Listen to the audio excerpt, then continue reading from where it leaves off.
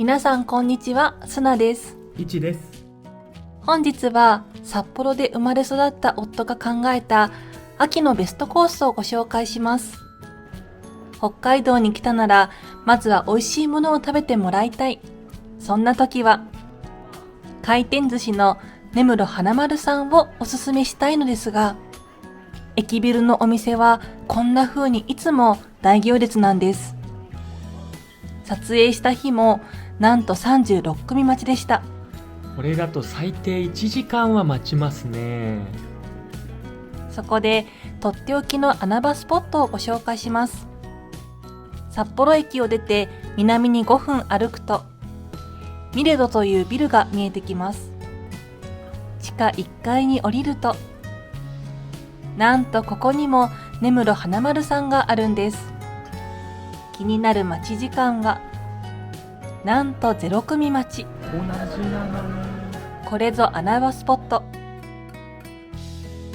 店内は広いテーブル席とカウンター席があります。いつも旬のネタがいっぱいです。今回私たちでいろいろ食べてみましたが、この時期特に美味しかったものをご紹介します。まずは銀ガレイです。これは白身のイメージが変わるぐらいしっとりとしてるんです。僕は毎回2皿は食べます。これは絶対に食べてほしいです。続いては生サーモンです。これが脂が乗っていて甘みがすごいんです。できれば通常のサーモンではなく生サーモンをお試しください。これも僕は毎回2皿は食べます。炙りサーモンもすごいんです。香ばしい香りとプリップリとした身がたまりません。鉄板のイクラ。口の中でプチプチっと弾けて、中から甘みがじゅわーっと出てきます。続いて北海島エビ。柔らかくてエビの味がとっても強いんです。こちらは1年に2ヶ月くらいしか出回らないので、見つけたらぜひお試しください。こちらはカニ味噌です。残念ながら今の時期はウニはそんなにおすすめできないので、濃厚なネタとしてはこちらをおすすめしたいです。それ以外にもホヤズや花咲ガニの鉄砲汁など、お寿司以外にも美味しいものがたくさんあるので、ぜひ食べてみてください。それではここで旅のコンセプトをご説明します。一つ目は札幌でしか食べられない、見られない、できないこと。二つ目はコスパがいいこと。三つ目は移動時間と待ち時間は最小限にです。これが今回のルートなんですが、できるだけ無駄がなくていろんな景色を見られるルートにしていますので、ぜひ楽しみにしていてください。お腹が満たされたら観光地を巡っていきましょう。ビルを出てすぐに見えてくるのが赤レンガ庁舎です。先ほどのお寿司屋さん、実は札幌駅から赤レンガ庁舎に行く途中にあります。通り道にあって待ち時間も短いのでおすすめしたんです。こちらは昔の北海道庁で130年もの歴史がある建物です。まずは記念写真をパシャリ。地面を見ると北海道の市町村名が彫られています。皆さんはいくつ知ってますか？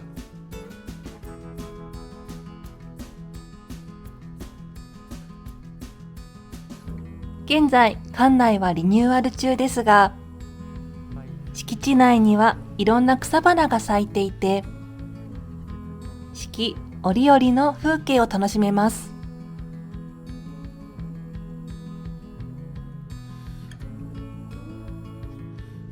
なんだかこの場所は時間を忘れられるようなゆったりとした空気が流れています。突然ですがこのカモ、オスとメスどちらかわかりますか？正解は、頭が緑なのはオスでした。これを知っていると見方が変わってくるかもしれませんね。赤レンガから南に1ブロック歩くと、お菓子メーカーの北家老さんがあります。1階では美味しそうなお菓子が買えるだけでなく、シュークリームなどのイートインもあります。いやー、食べたいね。2階に上がると、こんなに素敵なカフェスペースも。時間があればぜひゆっくりしてみてください。さらに1ブロック南に歩くと、大通公園に到着します。綺麗な草花を眺めたり、噴水を見ながらぼーっとしたり、ゆっくりするにはちょうどいい場所です。ここでは夏は焼きとうもろこし、冬は雪まつりと、季節ごとに様々なイベントをやっています。大通公園を1ブロック北上すると見えてくるのが、札幌市時計台です。写真撮影スポット。時計台は日本三大がっかりと言われることもあるようですが、それは中を見てから判断してもらいたいです。これ世界の鐘。これ面白そうじゃん。ちょっと鳴らしてみましょう。どれがいい？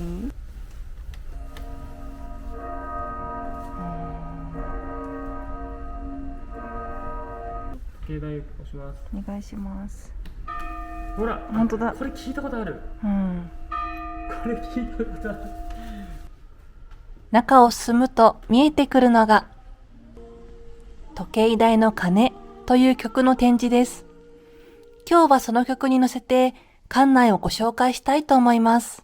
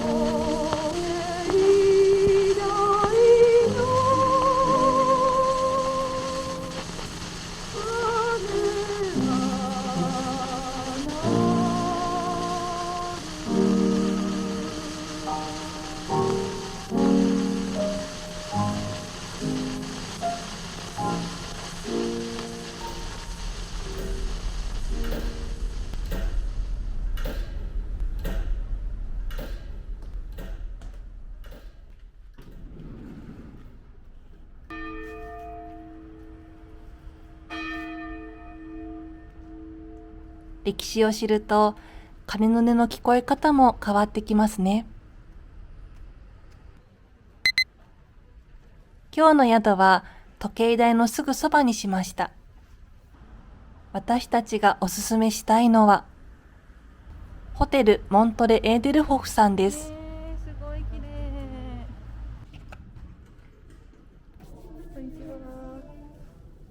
フロントからとっても素敵な雰囲気ですよね。客室はすべて12階以上なので、眺めが期待できそうです。中に入ってまず驚くのが、とっても雰囲気のある鏡台。すごい。めっちゃ広くない？この値段でこれはすごいな。私たちの時は1泊1万2000円でした。これはお得ですよね。お、なんとテレビ塔が見える。とってもいい眺めですね。わー、バスルーム大きい。ゆったり入れる。足伸ばして。旅行の初日って眠くなりませんか？ということで、私たちは夕食までお昼寝をすることにしました。すっきりしたところで外に出かけましょう。歩くとすぐにテレビ塔のイルミネーションが見えます。あー、すごいね。お、いいね。いい感じの。昼は海産物を食べたので、夜はジンギスカンを食べに行きましょう。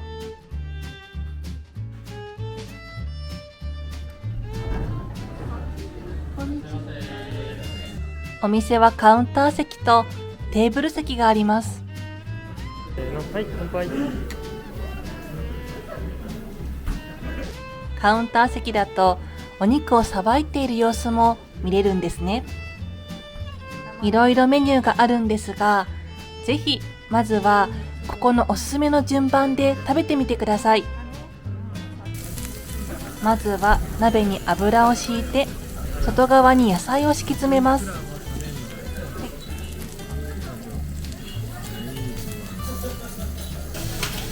うわー、お腹が空いてくる。まずは生ラム。熱々いっちゃいます。これが本当に柔らかくて、後から肉の甘みがやってくるんです。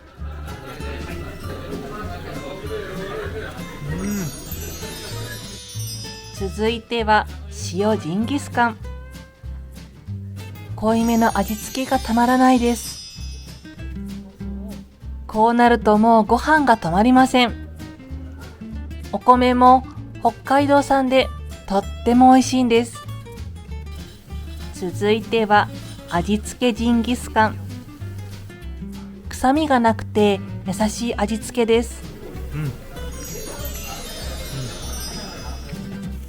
こんな風にお肉を食べていると、肉汁が染み込んだ野菜炒めが出来上がります。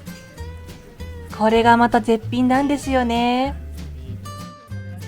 最後にもう一つ食べてもらいたいのが鹿肉です。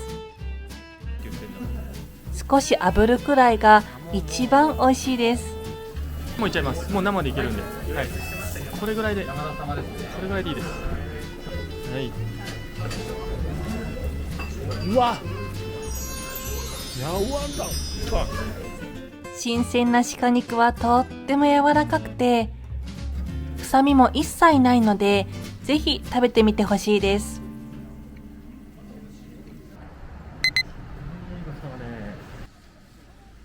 先ほどのポッケさんと同じブロックに味噌ラーメンで有名なすみれさんがありますが、本日は別のものをご紹介したいです。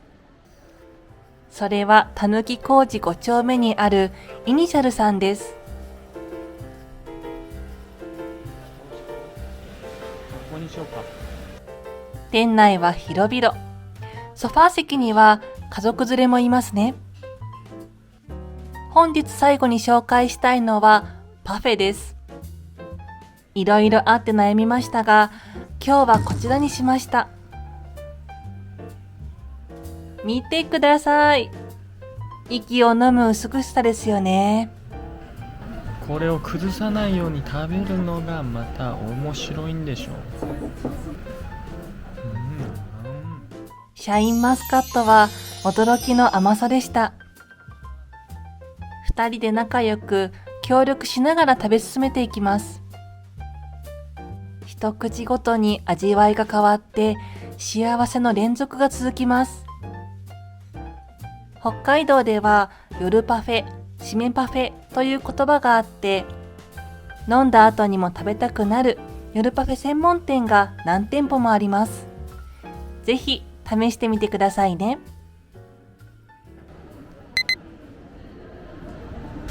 あ、見えた見えた。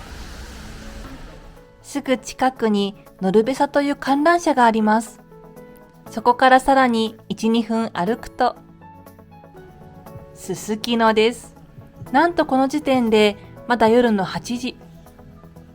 少し肌寒いですが、街のにぎわいを見学してみます。